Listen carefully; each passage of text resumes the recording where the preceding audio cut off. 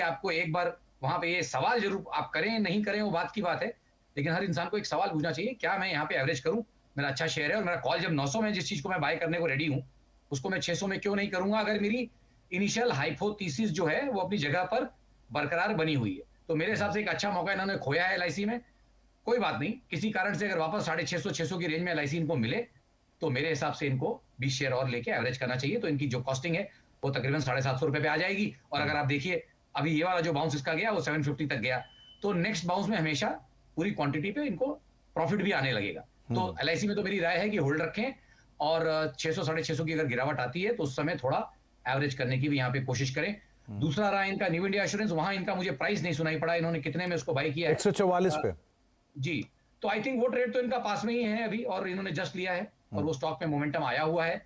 अभी 133 के आसपास है नो डाउट, बट अगर मैं इसके क्वार्टरली रिवर्सल्स देखूं, कैंडल्स देखूं और इसके मैं अगर ईयरली कैंडल्स देखूं तो बड़ा sharp rejection last yearly setups में इसका आता है। और ईयरली सेटअप्स में अगर इसकी वैल्यू एरिया में देखूं तो 130 130 40 के आसपास एक रेंज है, जिसके बहुत ज्यादा नीचे जाके ये ट्रेड नहीं होता है। स्पाइक्स आए हैं नीचे 100 के, but on a yearly quarterly closing basis आप देखेंगे कि रिजेक्शन आता है और स्टॉक सीधा वापस 130 140 की रेंज में आता है। और ये 4 साल का इतिहास में आपको इसका बता रहा हूं कि बहुत ज्यादा ईयरली क्लोज में 130 के नीचे बंद नहीं हुआ है। So which is a good sign, और which is a good sign in the medium to long term. और ये अच्छा संकेत है इस स्टॉक के लिए कि 4 साल से बेस बनाने की कोशिश कर रहा है। डेटा इसमें कम है, 17 से ही है, तो पहला बेस इसका ये बन रहा है। तो अज्यूमिंग कि इसका अगर नया बुल मार्केट चालू हो रहा है तो आपको जो पिछला लो था वहीं से इसका कुछ बुल मार्केट चालू हो रहा है। 78 के जो लोज इसने रखे जी उस ईयरली सर्वेंद्र। पैटर्न के बाहर को समझ के, तो मेरे हिसाब से ट्रेड में बने रहे और अच्छा लॉन्ग टर्म ट्रेड रहेगा।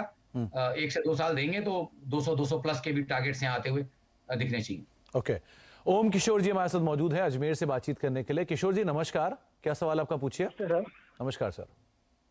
सर मेरे पास मारुति के शेयर है 6400 के रेट पे 10 क्वांटिटी। ओके, और सर मेरा व्यू है 15 साल। व्यू है 15 साल का?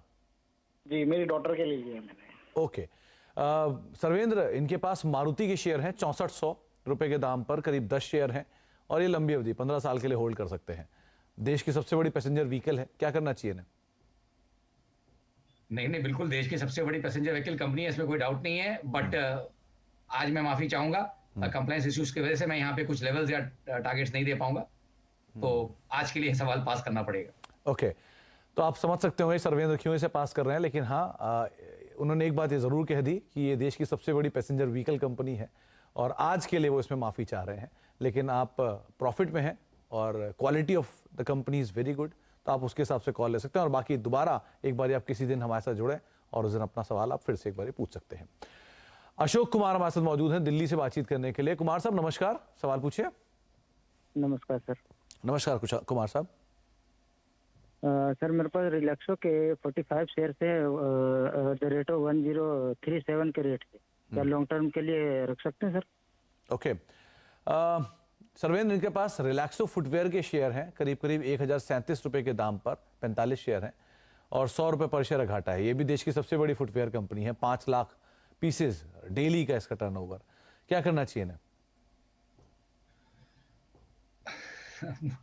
देखिए मुश्किल सवाल है इन द सेंस कि बहुत ओवरबॉट कंडीशंस में जाके इन्होंने इसको लिया है। मतलब इतने देर तक क्या सोच रहे थे मुझे नहीं मालूम, बट बहुत ज्यादा ओवरबॉट कंडीशंस में जाके लिया है। स्टॉक ऑलमोस्ट अगर आप देखें तो लास्ट 7-8 साल से रैली कर रहा है और कोई मेजर करेक्शन अभी तक नहीं आया है। और ये इसकी ईयरली रेड कैंडल आ रही है तकरीबन 6ठे साल में, 5 साल के बाद ये पहली बार अगर अज्यूम करते हैं कि अगर ये पिछले गए साल के क्लोज के नीचे बंद करता है, जो कि काफी दूर है 1313, तो आई थिंक वहां तक तो रिकवर करना लास्ट 10 दिन में पॉसिबल है, बट मुश्किल है। तो अज्यूमिंग कि ये रेड कैंडल बन रहा है इस साल का, स्टॉक जो भी फिल्टर में आप डाल लीजिए 2022 में जो रेड कैंडल्स बनाएंगे वो 6 से 12 महीने अंडर परफॉर्म कर सकते हैं। क्योंकि अगर आप एक ईयरली नेगेटिव क्लोज देते हो 6 साल के बाद, तो ये कहने का मतलब है कि मार्केट सुस्ता रहा है, एक पॉज ले रहा है और maybe sideways to down या इसी एरियाज में पड़ा रहे, बहुत ज्यादा रिटर्न पॉसिबली नेक्स्ट 6-12 महीने में नहीं दे पाएगा। तो अब इनको मेरे हिसाब से ज्यादा नुकसान नहीं है। अब ये कॉल ले लें, अगर ये यहाँ से निकलना चाहें तो निकल सकते हैं, बट मेरे हिसाब से बहुत ओवरबॉट पोजीशन में इन्होंने लिया है।